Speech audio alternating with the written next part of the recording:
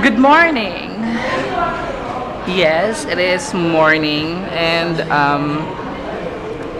pupunta kami ni Ryan sa Metro Bank. Kukunin namin yung aming mga bank book. Inopen ko yung bank book ko last month, so hopefully nandun na yon.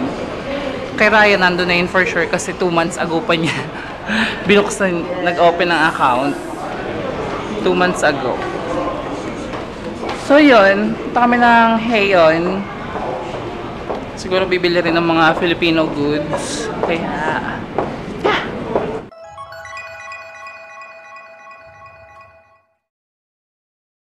Hi!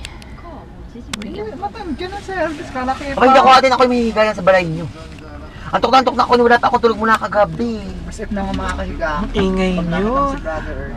Abay, kibber. Anong handa niya yun, Lepang? Ayan na. So, nakasakay kami ng taxi pa uwi ng Ayun lang ba? Chongyanmi.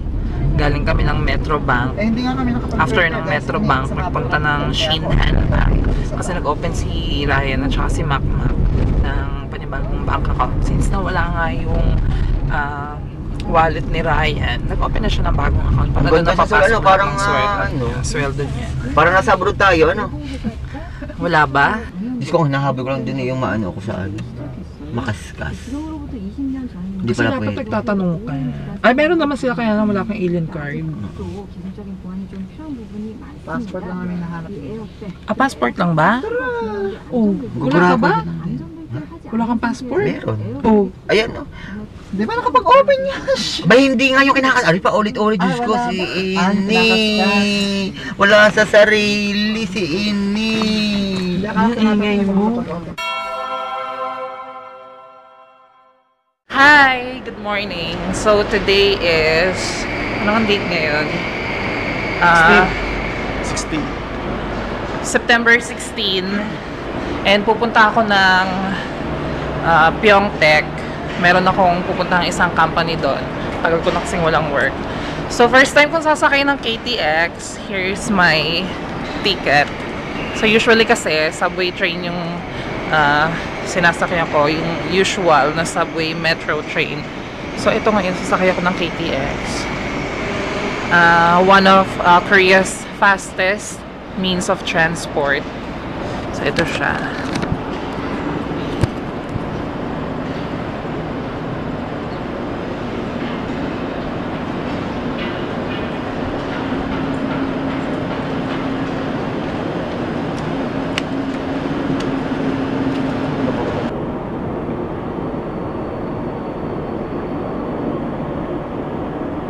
Okay, so nandito na kami sa loob ng train. So, alis kami dito ng 10:03 AM. Ano na oras na kami? 9:56 pa lang. Meron pala akong kasama. Okay lang din makita ka na. Hi. Hi. Siya nga pala si...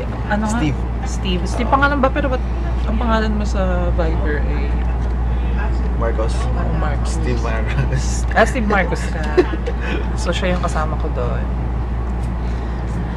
So, yeah. Isang oras yung biyahe namin. Darating daw kami doon ng 11:03. So, hopefully, ito na yung company na mapagtatrabahoan ko. Kasi inip na ako. Yeah. Kakaroon ka rin. So, nakababa na kami ng Pyeongtaek Station ngayon. Sakay kami ulit ng train papuntang Songtan. Nahanap namin yung entrance. 신청자는 열차가 들어오고 있습니다.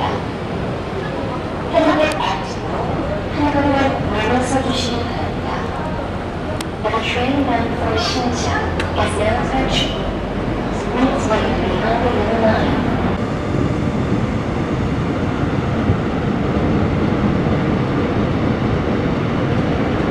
Nakarating na ako ng Songtan Station and sakay kami ng taxi papunta dun sa factory na pupuntahan namin.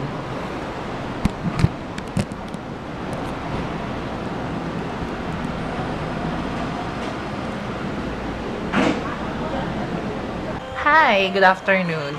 So, andito kami ni Marcus sa Shoni Shop.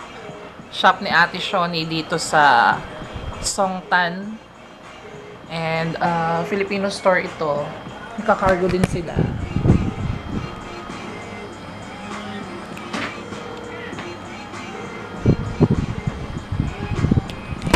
And since lunchtime pa lang ngayon, so mamaya pa kami pupunta dun sa factory. Kasi probably wala pa sila dun. Wala pang mag-entertain sa amin. So, yun. Sana ito na yung company kasi pagod na akong magpaikot-ikot. Dito yung company, which is U1 Industries. Lamination siya ng plastic. And kukunin ko na siya. Mag-start na ako actually bukas.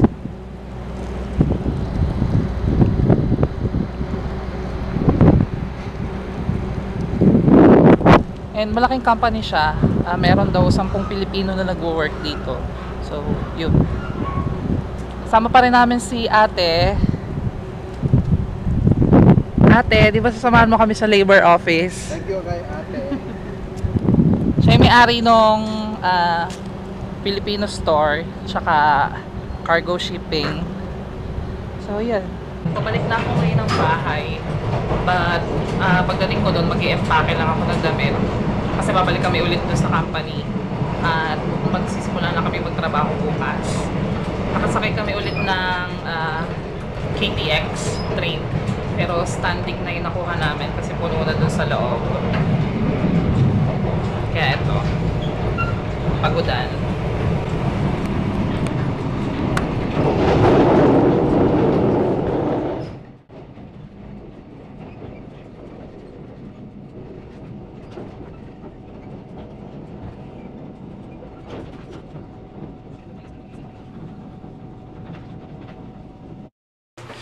So,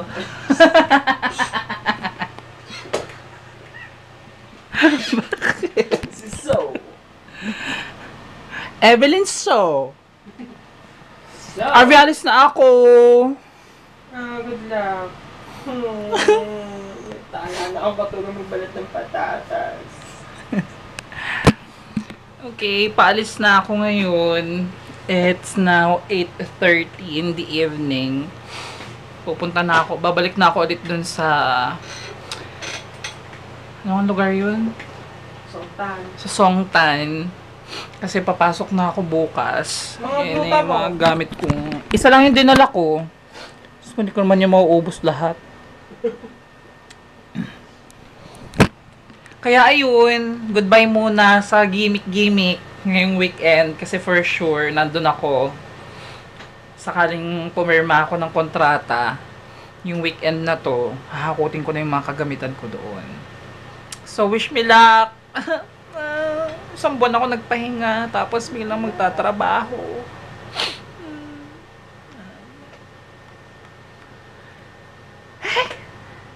Anyways, masaya na rin ako kasi kikita na ako ulit. So, yun. Hindi ko alam kung makakapag-vlog ako mamaya. So, bye na. RV, bye-bye na. Bye-bye.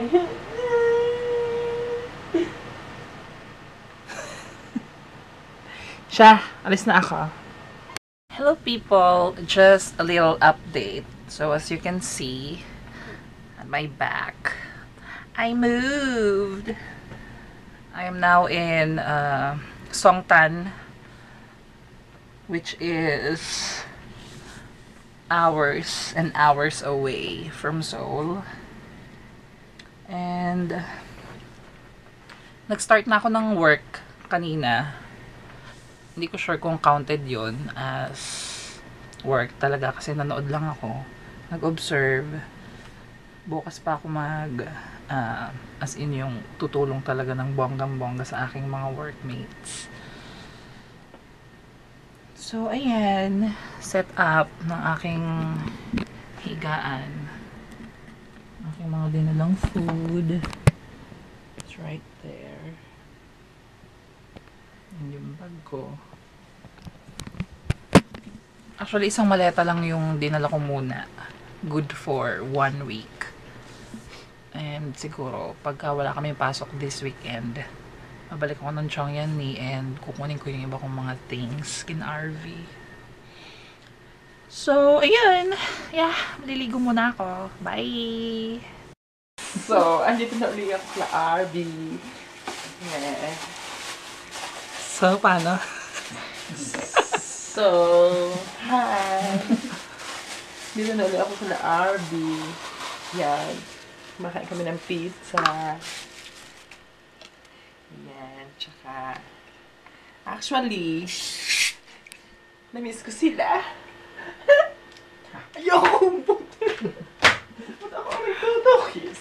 Yun nga eh. Dali-diretso mo lang. Ayoko. Ikaw na lang. So, kasi napapansin niya yung lagi sa video ko, puro daw, daw ako ng so. Pizza. Hindi naman nakakasaw-saw. Inanong ko. So, eto, ngayon ay 11:16 p.m. And it is September, ano nga ngayon? September 20? 20? September 20. And bumalik ako dito. Galing ako ng Songtan. I have a new job! Yay! Although hindi pa ako registered kasi hindi pa ako nakaka-receive ng message from labor office. Pero nilalakad na noong kapatid ng aking boss yung aking papeles. So, umorder kami ng pizza. And ayan, kasama ko ang aking mga friends. Si Riri at si Arby. Nangiya sila kasi hindi sila, wala silang ayos. Hindi sila maganda. Ayan, yung gamit ko. Bumalik ako actually para kuhanin yung iba kong mga gamit. And, yeah. Libre kaya ang panonood niya? Bukas pupunta kami doon. Ay, bukas babalik ako doon ng hapon. Nagkakakita pa ba ng bench yan? Alin? Yung Diyan, so may bayad ticket nito? May bayad pala? Hindi ba puro na ito? Wala, free yan. Meron yan. Hindi naman nila sinasabi. Oh, buy your tickets to the SM Chorba, Chenes. Wala mga person Ay, ewan. Hindi ko sure. Person lang. Hindi kumain ka pa. Kayo ang kumain pa at ako Kakain lang natin. Almusal. So, gaganon ako na. So, yeah.